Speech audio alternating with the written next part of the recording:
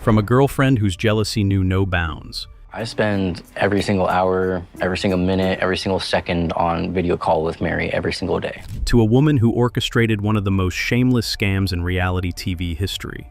That day, Mary had told the world that she had colon cancer, and she had immediately posted a funding page to help her through this difficult time. Most people did what I did when this was posted, and said, is this real? This is the story of a complete moral collapse. This is the shocking downfall of 90 Day Fiancé's Mary Damasu-ay.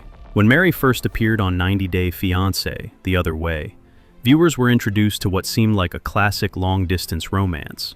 A young woman from the Philippines and an American man named Brandan, both searching for love after past heartbreaks. When I looked at Mary's pictures, I thought she was out of my league. But then we started talking for like 5 days straight, no sleep at all, just staying up all night just to talk to each other. But this was no fairy tale. What unfolded was a masterclass in manipulation, a descent into one of the most toxic and controlling relationships the franchise has ever seen. It was a slow-motion train wreck that began with insecurity and ended in a brazen attempt to defraud the very fans who watched her story. To understand the sheer scale of her downfall, we must first go back to the beginning, to the lonely Oregon man who thought he'd found his soulmate online. The cornerstone of Mary and Brandan's relationship wasn't trust, it was surveillance. From the very start, Mary established a suffocating rule. They must remain on a video call every single moment of the day. This wasn't just about staying in touch, this was about total control. If Brandan went to the bathroom, Mary demanded to know. If he slept, she watched. This extreme behavior was rationalized as a consequence of their past betrayals, but it quickly revealed itself to be something much darker, the foundation of an emotionally abusive dynamic. We eat, we cook, we'll go into the shower with our phones, we'll do phone sex. The first major red flag for viewers came during a routine dentist visit. While Brandan sat in the chair, Mary insisted on staying on the video call. What should have been a private medical moment became a public inquisition. Her voice, laced with paranoia, bombarded him. Who's touching you? Is it a girl? The fact that a female dental assistant was simply doing her job was, in Mary's mind, a potential threat. This moment was a perfect microcosm of their entire relationship. Brandan was not allowed to exist in a space without her supervision, and any interaction with another woman, no matter how innocent or professional, was framed as an act of betrayal. Hello. Welcome. I've never had a patient bring somebody else on video call. Couples can be really close, but this is a whole nother level. If the dentist visit showed her paranoia, the airplane incident revealed its utter irrationality. As Brandan flew to the Philippines to meet her for the first time, he was randomly assigned a seat next to a woman. Mary's reaction was instantaneous and accusatory. Why do you always have to be next to girls? She framed a coincidence of airline logistics as a deliberate act of infidelity. To placate her, Brandan switched his seat, a small action that spoke volumes about the power dynamic.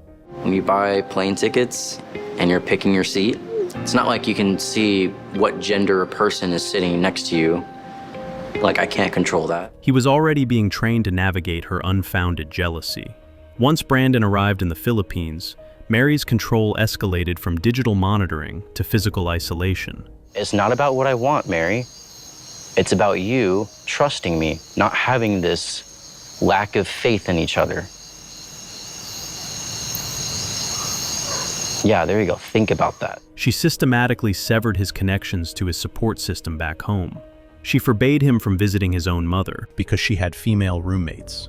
She restricted his interactions, creating a world where he was entirely dependent on her for emotional and social sustenance.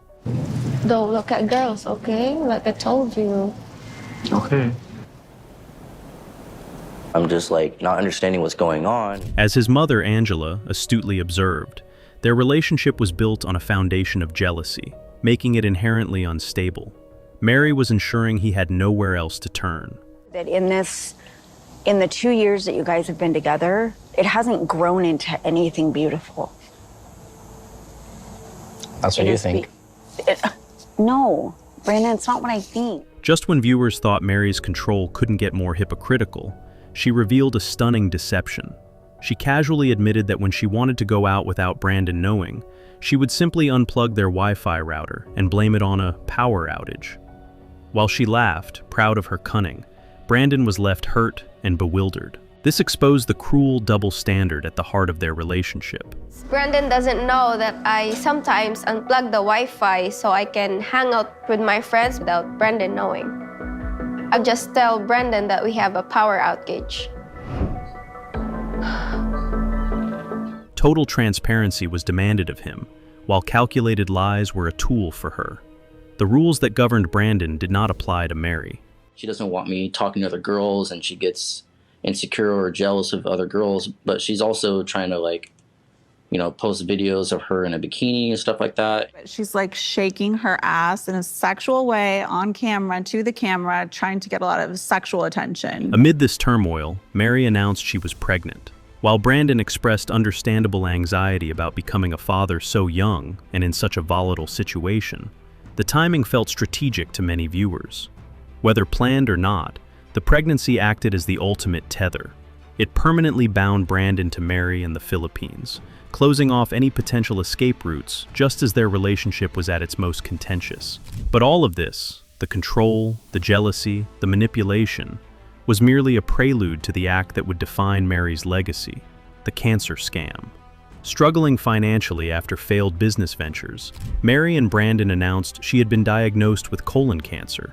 They shared harrowing hospital photos and launched a GoFundMe, pulling on the heartstrings of fans who donated to save a young mother's life. But the story unraveled.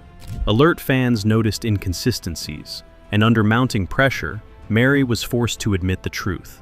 There was no cancer.